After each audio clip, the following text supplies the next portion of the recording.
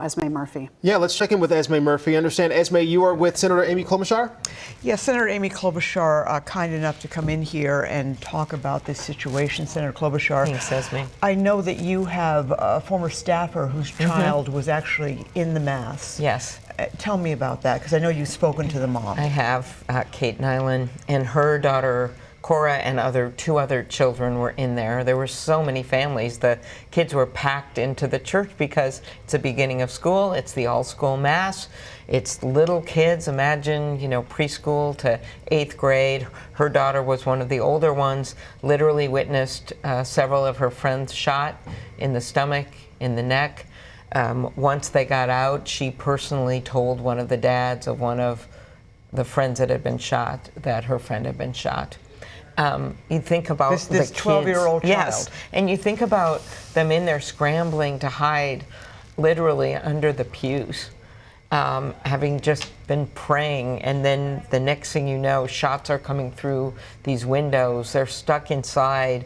I know we're going to hear heroic stories of some of the adults in the room. Several of them were shot. We know that. We know of the 2 8 and 10-year-old killed right now. We know there's 14 kids injured, several seriously, but we also know there were at least 3 adults that were shot as well and have survived. And so we don't know if they were part of the service, if they were teachers, but I'm sure we're going to hear the stories of how lives were saved. Did Kate give any more details that her daughter shared with her?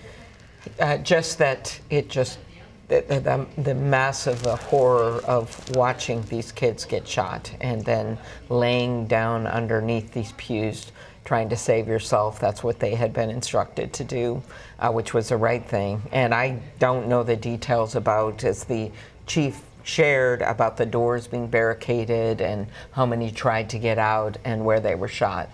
But I do think the fact that we have such great hospitals like Minneapolis Children's nearby is going to save lives.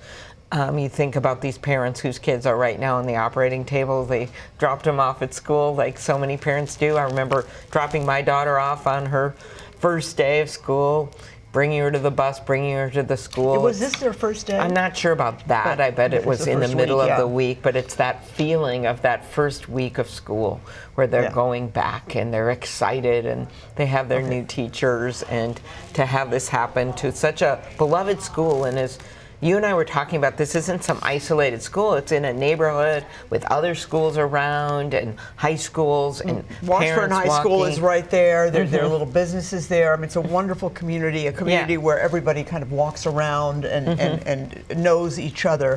One of the things, obviously, that people are going to focus on is that now it was here, now it was Minneapolis, now it was South Minneapolis. Obviously, this has happened so many times before.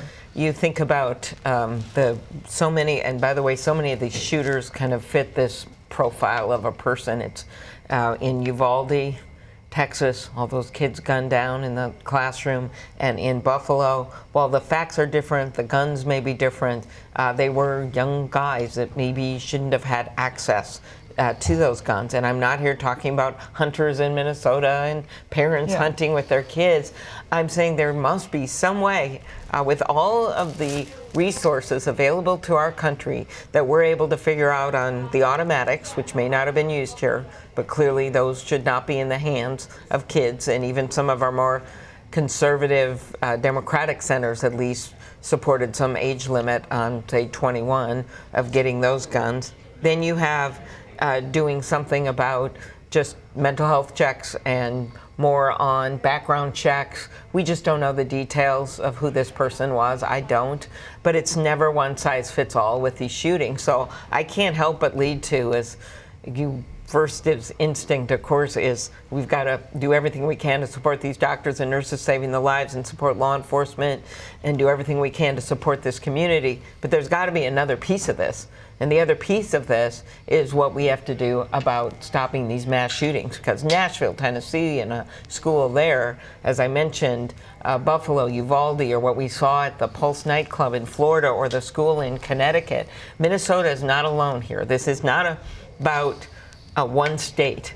This is about states across the nation that have seen this, and in other countries, when they put certain laws in place, they've actually had better results. I know that you have been expressed concern about the kind of rhetoric that is out there. Obviously, we're not going to get ahead of ourselves here, but the rhetoric is pretty heated right now. What are your thoughts about that? I believe that this rhetoric is contributing to, I'm not going to say this specific thing because you never can tie it in until you know the facts. I think back to some of these things like when Speaker Pelosi's husband was hammered, and that there was a clear there was an attacker through line. Who literally came in the house and attacked him. Right, there was a clear through line to what that person was reading on the internet.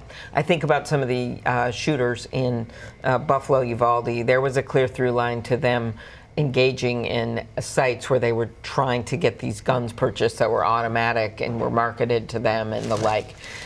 Clearly, the internet has made things available to people and information available, and people who already may be off balance, but they see this and then they keep fomenting in it. And so the anger and the hate, some of which is constitutionally allowed, that is for certain, but that anger and that hate is part of the issue here, because people just need to tone down their rhetoric.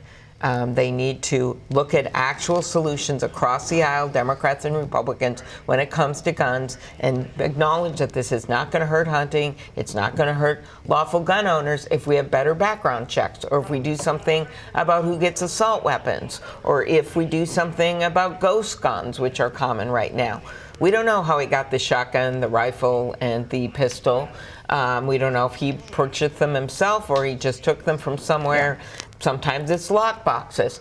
The fact that we don't know now actually gives you a chance to step back and say, we know in every case the facts are different, but can't we agree that we can do some things that aren't going to hurt lawful gun owners, that could actually prevent some of these things from happening? What stings and is so horrible and haunting about this one is Mayor Jacob Fry said, we're beyond thoughts and prayers. I'm paraphrasing now. These children were literally praying.